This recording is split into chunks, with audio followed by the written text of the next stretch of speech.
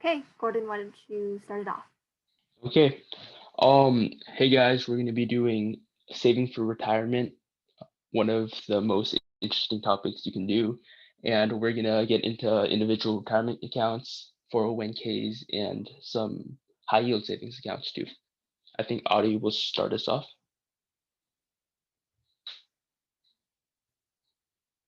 Yeah, so hi, I'm Adi, and these are the topics we're going to be covering today. So we're covering traditional 401k, traditional IRA, Roth IRA, Roth 401k, savings account, and government bonds.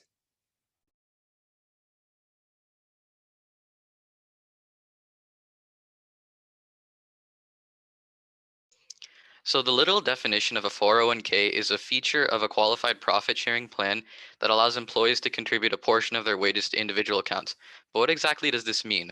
A traditional 401k is a company sponsored plan, meaning that it is a benefit offered to employees by their employer at low or no cost. Ted Benna, the guy in the corner, is widely regarded as the father of the 401k. To get a 401k, the only requirement is you have to be part of a company that offers one. Because of this, employees will usually match some percent of the same amount that you contribute. So let's say that you contribute $1. Usually they'll also contribute 50 cents per dollar that you contribute. And this usually goes up to 6% of your salaries. You should definitely take advantage of this and go for a company that matches a good amount of your contribution, because the more they match, the more free money you're pretty much getting. When moving jobs, you can also bring your 401k with you and you will not lose the money. With your 401k, some companies also give you options to buy funds with your 401ks, while some will even let you buy individual stocks. However, most do not let you buy anything risky, such as options. There are four types of funds you can usually purchase, which are conservative, value, balanced, and aggressive growth. And these go from safest to the highest chance for growth, but also the highest chance for loss. There are also target date funds, which work to attempt to maximize your 401k by the time you expect to retire. The choice of investment is yours, but keep in mind how much money you would currently have in your 401k and how much you're willing to lose. Since, for example, when you're only 20, there's a good chance that you would like to go for something more aggressive because you don't have much to lose. But if you're almost about to retire, you probably want to keep it in a safer fund. Um, 401ks are also tax deferred, meaning that you do not pay the taxes for the money until you withdraw the money. I have a question for you in the chat. Would you rather pay your taxes when you put money in your account or later when you postpone it to a later time?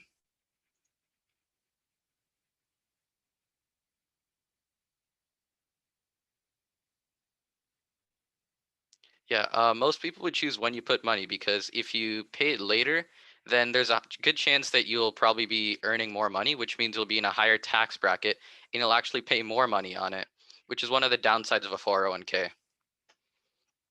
You can contribute as much money as you want to a 401k, but this is up to the limit set by the IRS. You can contribute up to 19,500 per year if you're under 50, or 26,000 per year if you're over 50. And employers can contribute up to 58,000 per year under 50 and 64,500 per year 50 and up. Or they will match how much ever you add, whichever is less. You can also withdraw money whenever you want, but if you're under 59 and a half years old, then you'll have a 10% tax on top of it, on top of any other taxes that you're paying. However, some certain criteria, such as being permanently disabled, means that you can just withdraw the money whenever you want without penalty. If you make a big purchase like buy a house or you have to go pay for college, then you can also take a loan from your 401k. To conclude, benefits of a 401k include the high contribution limit, the company matching, the investments offered, and the fact that it is tax deferred. But the cons include that you cannot withdraw the money easily before retirement and that you need to monitor and manage your plan on your own because you often won't get much guidance.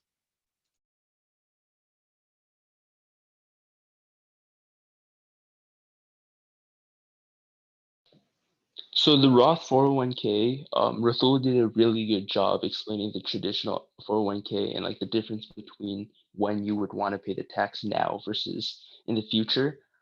The Roth 401k is essentially the exact same thing as the traditional 401k. You would get it by going to your employer, and your employer would show you like the different options that the company has, and you could choose. Some companies offer the Roth 401k, and some companies would offer the traditional 401k.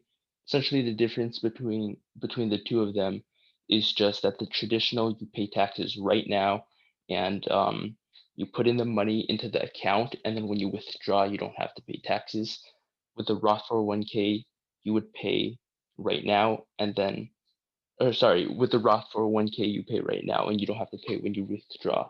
But it's the opposite with the traditional, where you don't pay right now, and then it's called tax deferral, which Rasul covered, where when you withdraw the money, then you would have to pay the taxes, which is really bad if you're gonna be making more money in the future, especially because you're gonna be in a higher tax bracket. But other than that, the Roth 401k is probably the way to go, just because people usually make more money the longer they stay in their career.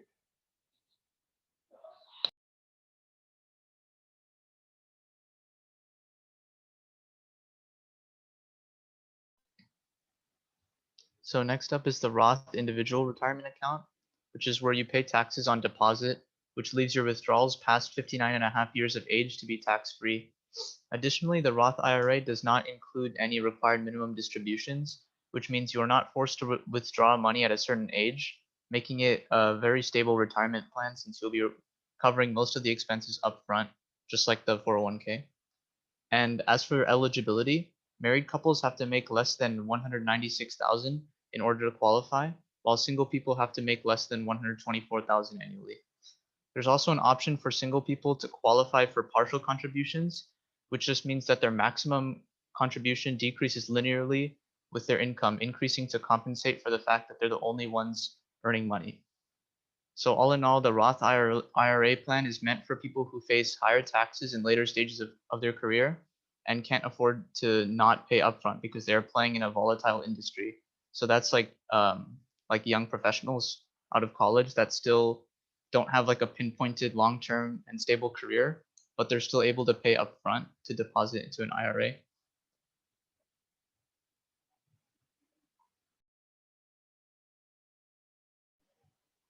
The traditional IRA is practically the same as the Roth IRA, except instead of paying taxes at deposit, you have to pay at withdrawal.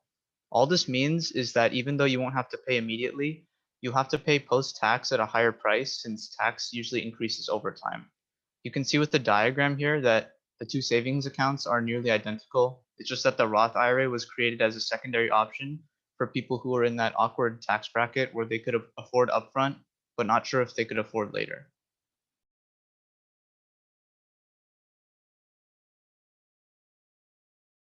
All right. So basically, what a high yield savings account, or for short, a savings account, is basically a bank account that pays more than 20 times the national average of interest. So that means that you can get a very significant amount of money in return, uh, since that you put this money in this account. So usually use this along with a checking account. So that's like where you withdraw some money from. There are obviously some since it's so good that you have such a high uh, uh, return on this, is obviously some downsides, such as you won't have that many other features along with so let's say that if you have a bank that offers these high yield savings account, you probably won't have so many other features that'll go along with it. But this is not that big of a deal in modern times because due to most people's online presence, it's very easy to transfer and connect accounts from different banks together. And so, as I just said, you'll probably have to open a checking account in another institution. And also, there's another limit with withdrawals, that you can only have 6 withdrawals per month, according to law. So, and there's a few ways that people use checking accounts. They use saving accounts. So obviously, they use it to save up for a big purchase like a vacation or a car, or you can put it in for a rainy day fund in case you lose your job, or maybe you went in a debt for some reason. You can probably if you keep consistently putting money into your um, savings account, you will be able to get yourself out of that quickly. And also, as I said before, use this in conjunction with a checking account, because the extra cash left over from the checking account often goes into your savings account to be used later. And this is just a strategy, which isn't exactly a way to use it, but you can make multiple checking accounts to save up for specific items if you want to like organize it that way. And obviously, when you're gonna make when you open a checking account, you have to consider a few factors in order to get the best value of return, and so you can earn the most money as possible. So you have to consider the rates, the initial deposit requirement, the minimum balance, extra fees, connection to other banks, and easy access and deposit. So allow me to explain. So the rates is basically how much return you get, and obviously this is important because you want to get as much money back as you can.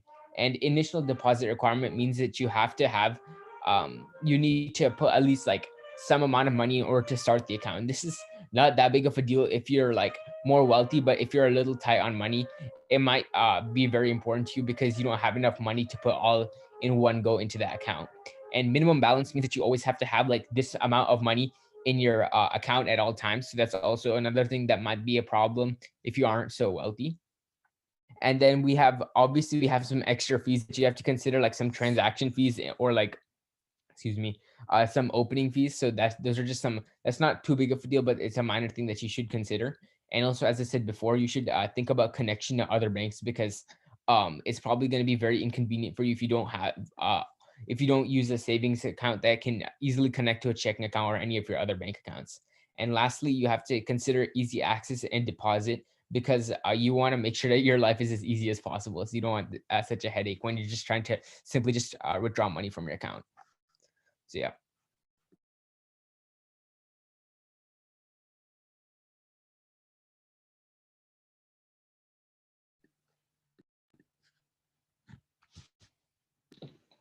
So with government bonds, that's the last like way to say that we're going to be covering today. It's relatively the most stable and the most liquid asset that you can buy, and especially for a long-term goal like retirement, it would be really helpful just because how government bonds work or how they used to work was that you would have like a set period of time where like there's 10 years or like a 20-year bond, or you can buy a 30-year bond where the document that the government gives you states that this bond is going to grow at 2% a year, or it's going to grow at 3% a year. And these annual returns are super consistent, and usually they are either on the pace of inflation, or they're going to be a little bit below the pace of inflation. And even though that's the case, it's still better than just leaving your money in a regular checking account where it's not going to be growing at all. So how most people buy government bonds is they go to the National Stock Exchange, and then of course they buy it through their mobile application, and you can buy them directly from the government, or you can buy them on what's more commonly you would buy them is in the secondary bond market. And that way you don't have to hold on to the bond for the complete 10-year term or 20 years or however long the length of the bond is. You don't have to hold on to it for that long, just because you know that you can always sell it on the secondary bond market if you're really tight on cash or if you need the money immediately.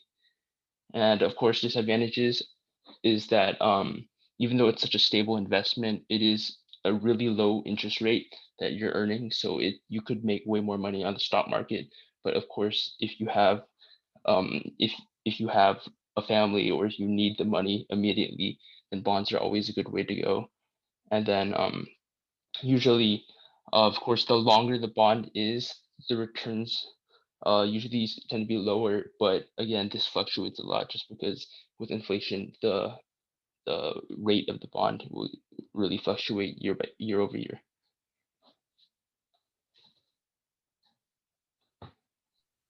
Yeah. Okay. Well, thank you, Gordon. I do have one question. Go ahead. Okay, so you talk about all of these different kinds of like retirement, I guess strategies, right? hmm So I guess my question is, you also talked about like bonds, specifically, I think with your college presentation.